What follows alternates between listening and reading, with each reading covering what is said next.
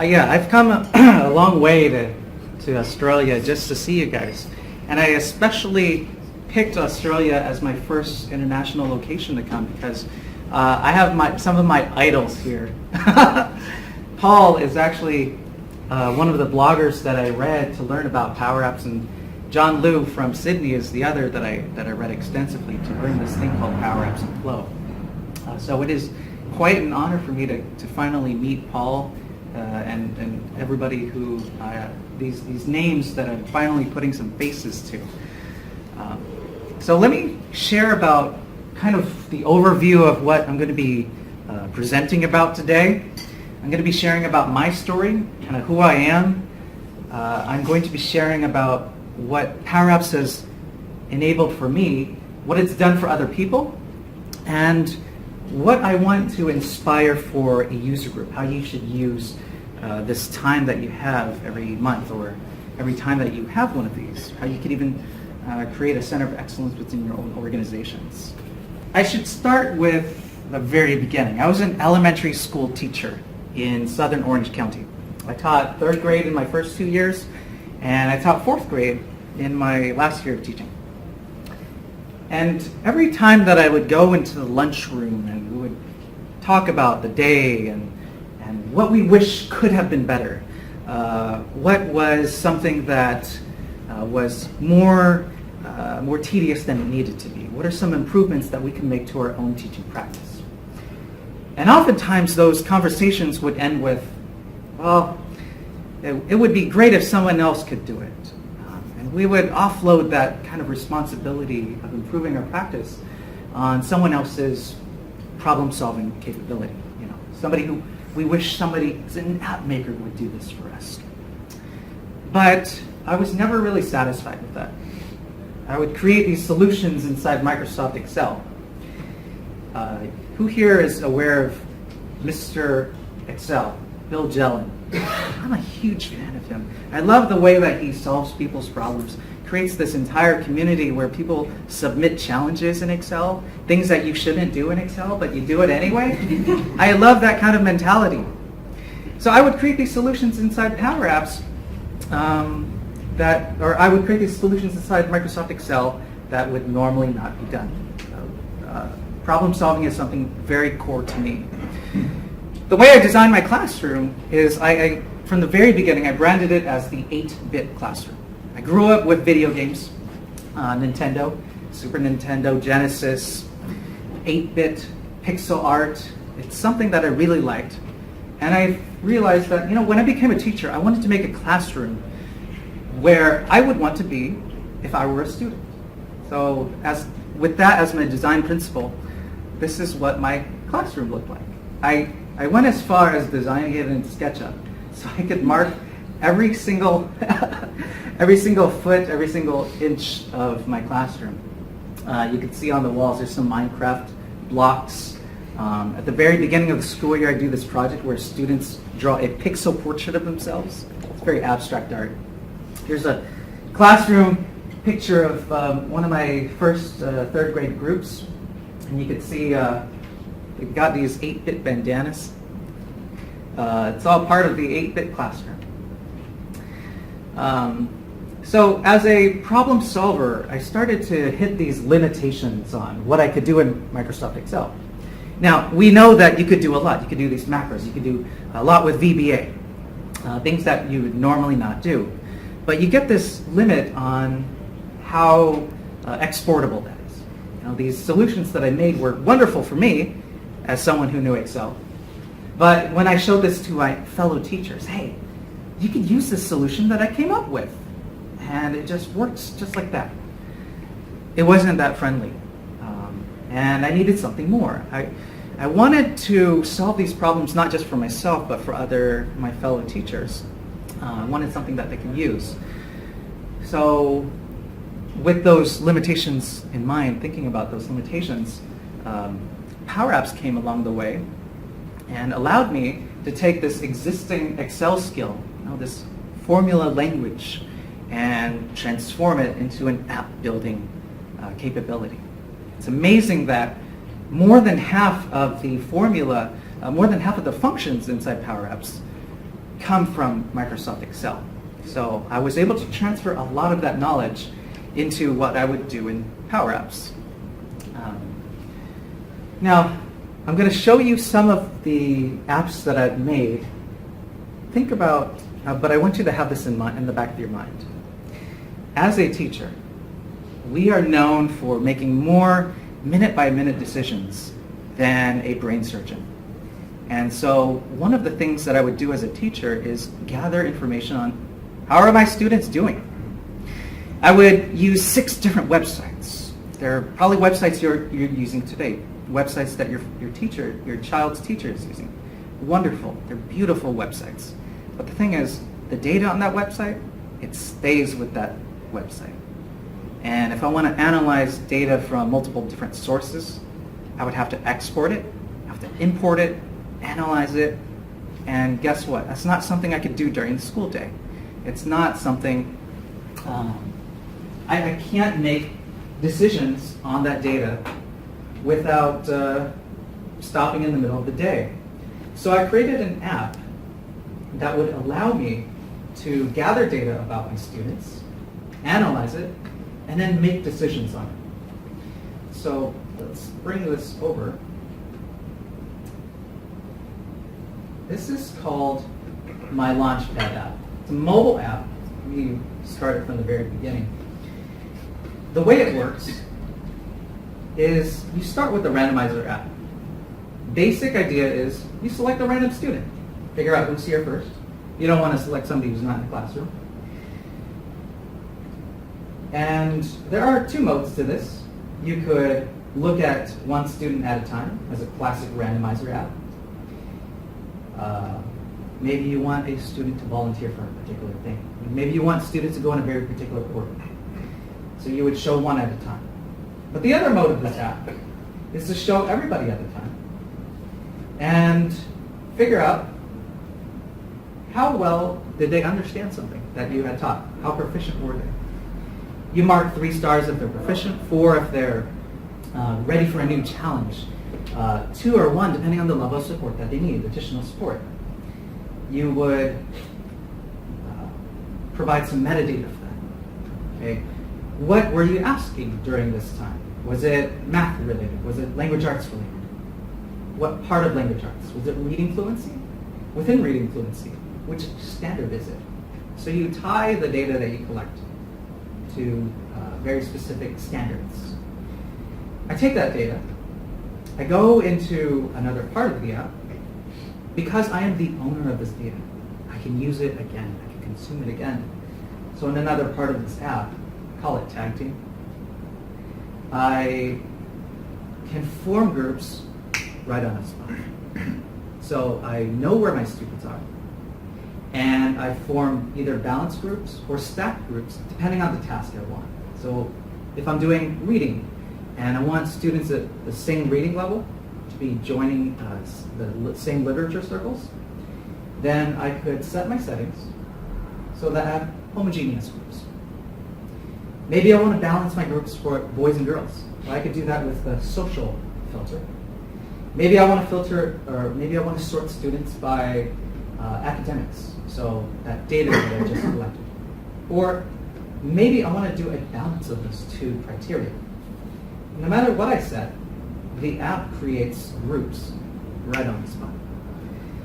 So this kind of capability would normally be done after school.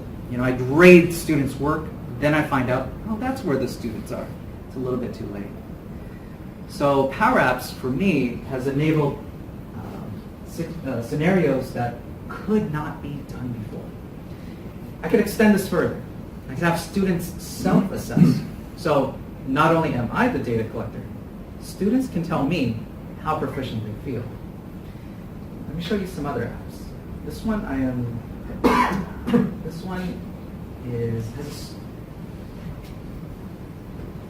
has a capability that I have been working on since the very first days of PowerApps. Now, before PowerApps, there was this thing called Project Sienna. Does that ring a bell for anybody? Any Sienna users here?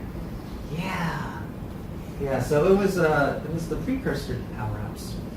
And when it came out, it was my very first year of teaching.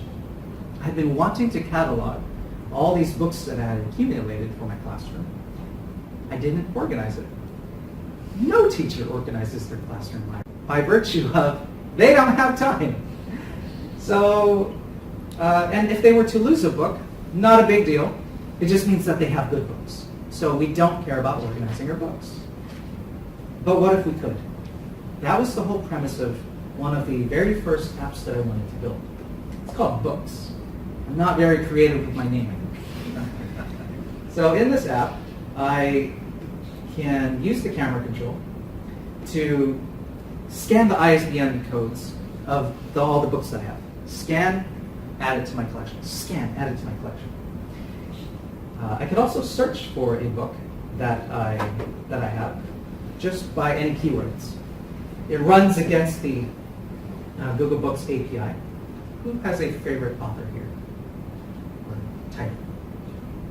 Heretic's Guide. I wonder if it comes up. Highly recommended. Let's see if it comes up. Maybe it'll pop up some other heretic. It will. Hey! So let's say I have one copy of it, 2 copies of it. I put in some logic to delay writing this back to my actual data source, just in case I want to, maybe I made a mistake. When I'm ready, I click the print button. And as soon as I click that print button, I get this layout.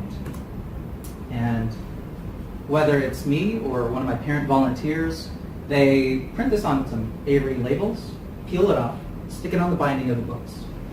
And I could even change the layout of this. Maybe I don't want to expose the author. Maybe I want something more useful. Maybe I want the genre listed. Because I am the app maker, I make those decisions. I also put a QR code here that will scan to that exact book inside the database. Now here's the thing. Why did I make this? Well, teachers normally don't have access to an app like this. They don't. The school library has an app like this. The public library down the street has an app like this to catalog things, but teachers don't because it costs a lot of money to get a license for this. But if you build this app yourself, you have it, you control it. But here's the next step. Wonderful app for teachers. The next level is to give this exact same capability to your students. Now, not only does the classroom library become accessible after school, students can look up which books they want to check out the next day. They can look at the reviews from their peers, like, hey, John, you really like this book. If John likes it, I want to check out that book next. You take the same capability and you give it to your students. Now, the books that they have at home, the ones that they read 1 time, 2 times, they stick it back on their shelf. It goes out of circulation. It now can come back into circulation when they share it with every other student. So what happens is everybody becomes a library. That is an incredible capability. So who would come up with a solution like this? Well, somebody who is an expert in the field, somebody who is right on the ground, knows that this is an issue, this is a problem that can be improved. So PowerApps makes it possible for people who are experts to take that expert knowledge of problems and do something about it. I could go through a couple other apps as well. Let me show you one that has a lot of UI that kind of push the limits of what I would do with PowerApps. So here's where you start seeing a little bit more of my 8-bit gaming. The reason why I use 8-bit art, I didn't explain this yet. Well, one, I obviously love and grew up with this art. But the other reason is 8-bit art is very affordable for a teacher's salary. I could buy, the pictures that you see here, it's a part of a set of like 1,996 pictures that I got for $25. And I still haven't used all of them yet. So it's super affordable. So the idea behind this app is to teach spelling. Now, if you were to go on the websites today, any website, any app, for spelling, what you would find is the apps will gather data. It will ask a student to spell a word. Student spells that word. They listen to the text-to-speech, and they type in the answer. So the data that is recorded is, did they get it right or wrong? How long did they take? That's it. 2 pieces of data. The thing is, does that data actually show that the student knows how to spell that word? Not exactly. It's because students might study a word for that 5 minutes right before the test, and they know it, and they get the answer right, but do they actually know it? So when designing this app, I realized I needed to make a better spelling app. So instead of trying to just test a student, what I do with this app is I give students good practice. And I create this practice from things that I know from my master's program in teaching. I would love to get a word from the audience. Anyway, who would like to shout? Miscellaneous. Miscellaneous. I'm going to turn up my audio here.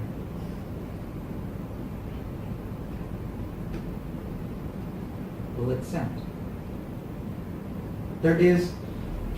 I did build in some text-to-speech, but the point of the text-to-speech is not for the student to be tested.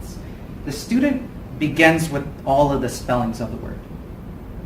And now they build that word based on its sounds. So when I think of miscellaneous, I think of miss. In this case, this comes from the Latin root word for mix. I don't have Latin root words in here, so I'll just build this manually. So I'm sounding it out as I go along. It, as in it, s. Now I'm going to look for one.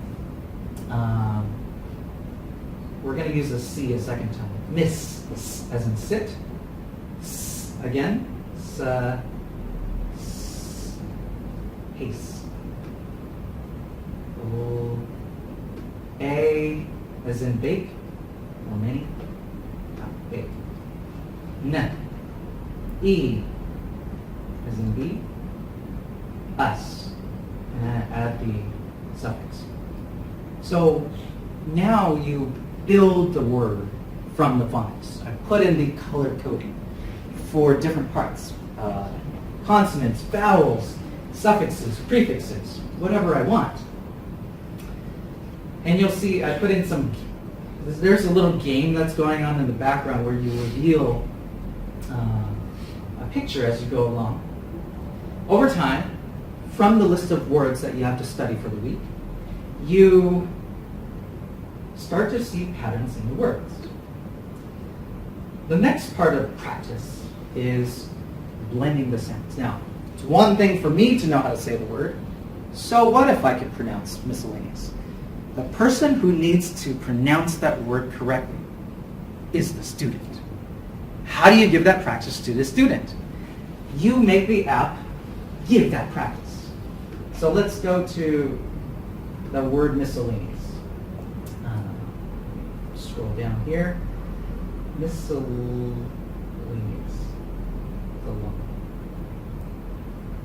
Okay, so I select miscellaneous. Oh, looks like it didn't save that last part. Yeah, the last part didn't get saved. Okay, so I enabled the microphone. I'm big on privacy. I pronounce this. Us. Miscellaneous. I stop it. Maybe I want to practice it again. I could listen to the way I pronounce it. I think the audio is speeding out sometimes. Not a big deal. So I can record myself again. Maybe I didn't want that. And then I could stop it. You'll notice the letters disappear when I'm done recording. That's so that now I could test myself. Now the thing about this part of the app is I'm not saving any audio, not saving any performance on here. I just want to give the students the practice of saying, this is what you do for yourself when you're trying to learn a word. So I'm going to purposely make a mistake here. A, me, us. Okay, when I make a mistake, well, let me make another mistake a little earlier. Yes. Yeah. So it doesn't pop up until I get it right. So this part of the app is just give yourself good practice yourself. And then the final part of the app is well, it's my favorite part. Once you have a set of words, all of those words have their pattern saved. So if you know those parts of the spelling word, well, it's just a matter of adding up and sorting the different patterns. Now you go in and you pick what you want to sort. Word sorts are a really good way of practicing spelling because you're identifying patterns. When you identify patterns, you're forming those pathways in your memory. The more pathways you have between words and patterns, the more you can memorize a word. So I select what I want to sort. Now, the app gives me a suggestion on what to sort. And I can also see there's a lot of red here. There's a lot of suffixes that I can sort. So I click sort, and it puts me into this mode where I'll give it a second, still in some thinking. It puts me in mode where I'm going to sort words into each category. So here's my categories. Words that end in ity, words that end in ul, meant, and shun. Enjoyment ends in shun. Movement ends in, I did that same mistake again. Sorry. Shun. Collection. So it gives some feedback there. You see I start to reveal a little picture in the back. Collaboration fits there. Let me do another one. Shun. Nation. Yeah, you guys are enjoying this game too. Let me do it until I get to a certain point. Movement. Getting closer. Government.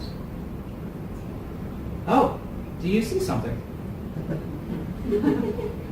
I could show and hide the map.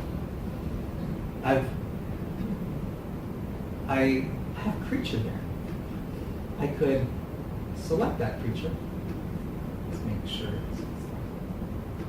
Oh, I must have disabled it. Well, I could select that creature, and it becomes a catch-up. I essentially catch it. I made a little Pokemon game. Now here's the thing. I love that game in the background. But at the same time, I want to validate the importance of learning spelling. So what do? I made it possible to shut it off. I created an app that would hide the shiny things and just focus on the content. You know who would make an app like that? Nobody. Because the shiny things sell the app.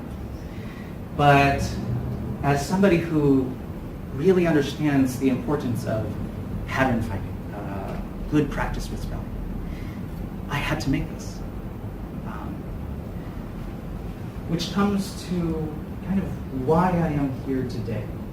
I realized that the kind of apps that I was making, nobody else was making. Quite literally, nobody. So I decided to take a leave of absence from the classroom to make every single app that I wanted, apps that I knew would be important for my grade level first, and then gradually all the other grade levels.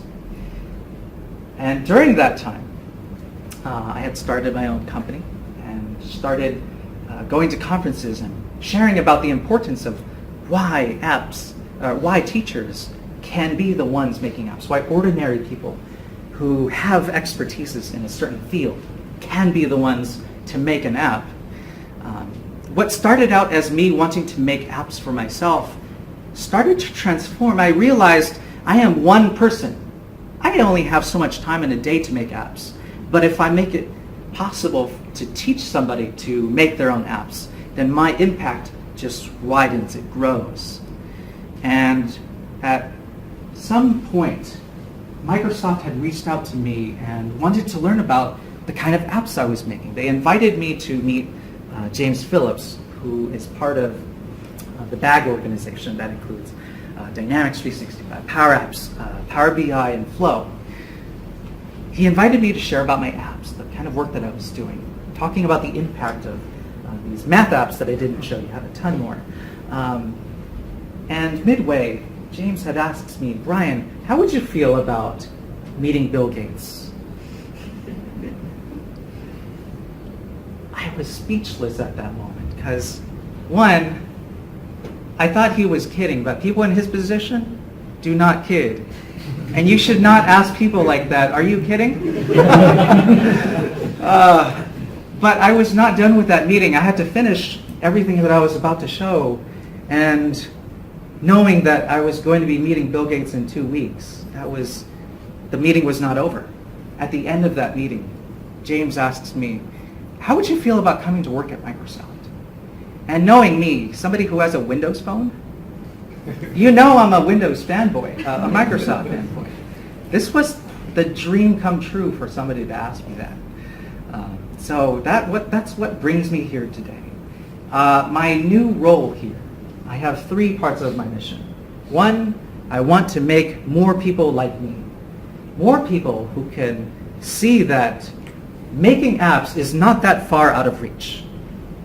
My goal is to make current app makers better at what they do, teaching best practices, showing these new patterns that are more performant, and third, spreading the word about this amazing thing.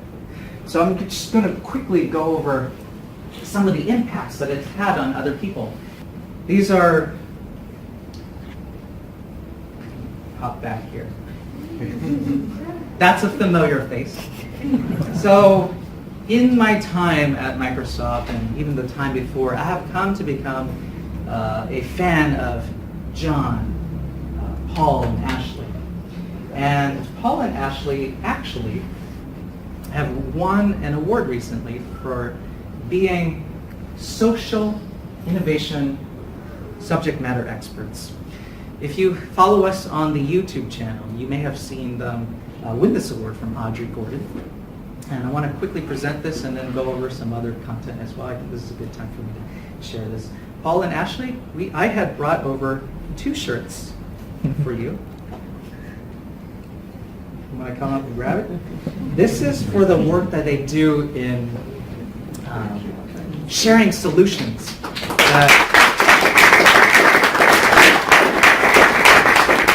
Sharing solutions for the community, things that you would normally not do in PowerApps, things that you might not know to do. Yeah, great picture. Yeah, thank you. So in my time at Microsoft as an evangelist, I'm coming around and finally getting to meet some new faces.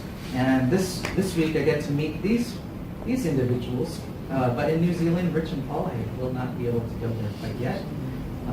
Future trip. So let me quickly go over the impact that PowerApps has had. So I talked about the impact it's had on me.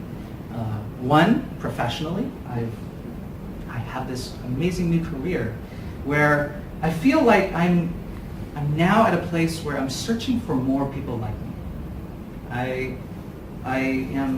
Somebody described me as somebody who teaches, who looks for people with special abilities. They called me Professor X.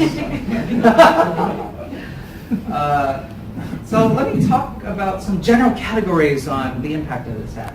1, obviously, PowerApps has had an organizational impact. So improving, saving time, money, resources for an organization. It's enabled professionals who already know how to create apps on other platforms to make them even faster than before. It's had personal impacts, and I'll go a little bit into detail about that, and even impacts across humanity. I love that part. So let me just quickly go over these, and then I'll switch over. So SNCF is a French railway company. They have over 165,000 employees, thousands of which are interested in making Power Apps. So how do you support an organization like that? So they created learning resources in French. They created learning resources relevant to the railway system. That's how they made it possible for thousands of people to make apps. So organizationally, they are changing some of their roles. So people are not just working there, they are improving their skills there. Standard Bank also has hundreds of app makers. They created a training program where you can make an app once you do the training. So they're building really good governance policies. And they were even generous enough to invite somebody that I had met to their trainings as well. So I love that they're reaching out there. Lego has changed the way that they would work in Microsoft Excel. They had this Excel spreadsheet where only one person can edit at a time. And now they have this gorgeous app that allows them to, what they described as, reduce the number of crying kids. They work in quality control. So they would get the calls on whenever there was a defective part. So they want to reduce that amount. And with the spreadsheet and with PowerApps, they have done that more efficiently. Professionally, these are individuals who were already professional developers. Jonathan Oberhaus at DriveTime, his job title was invented. They wanted to use PowerApps itself as a tool.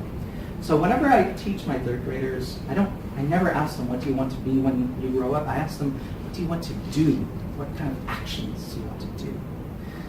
Because the jobs that exist in the future may not even exist yet.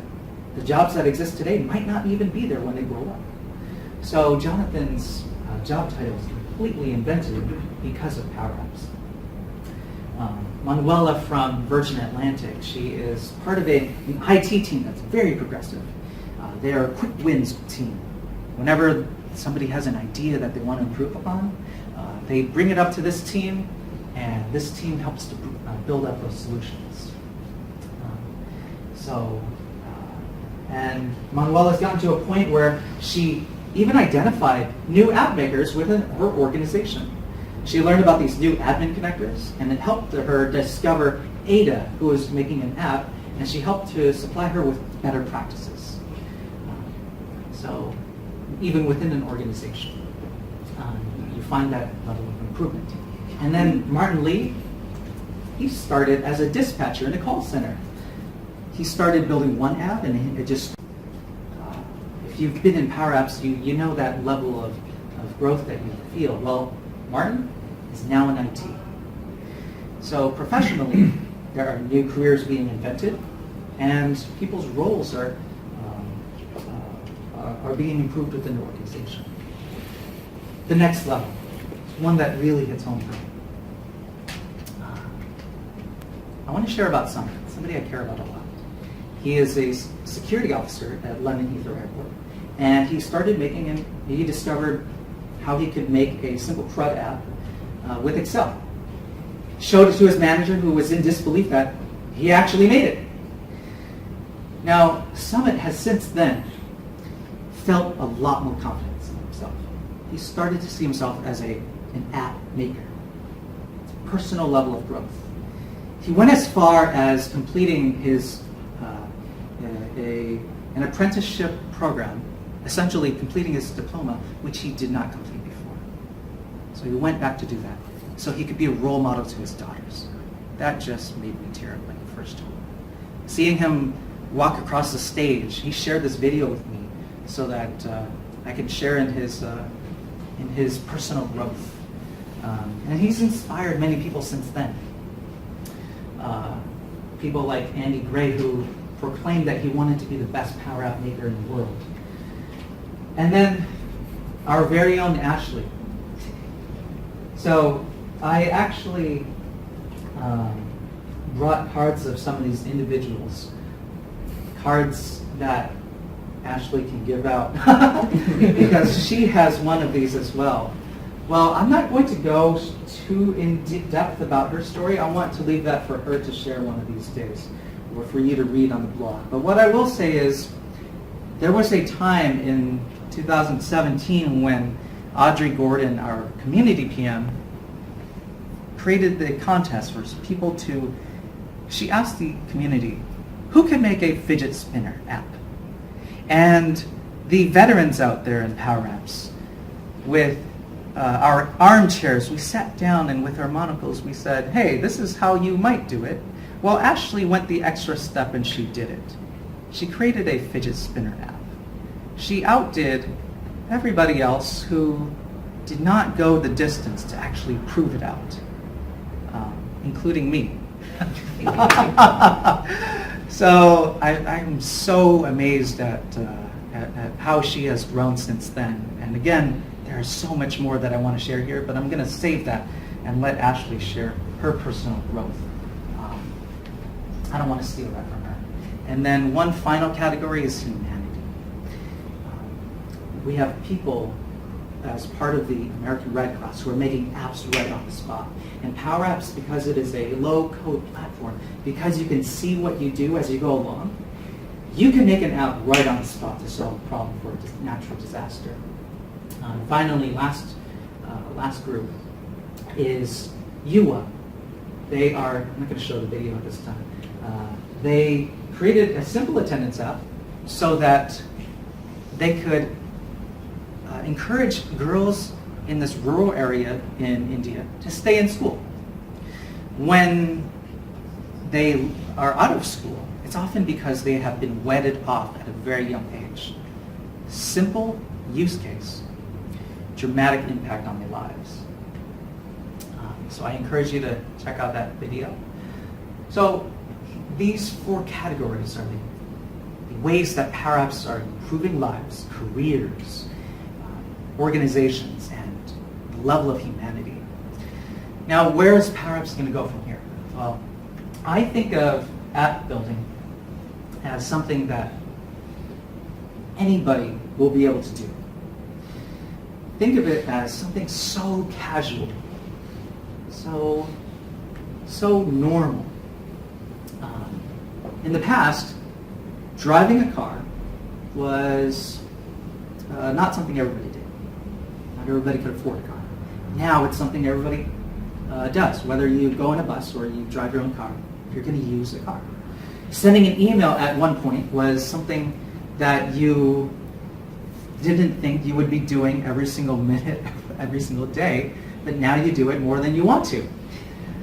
Making a web page. You could spin up a quick Wix.com website for free. You could make a website so easily on so many different services.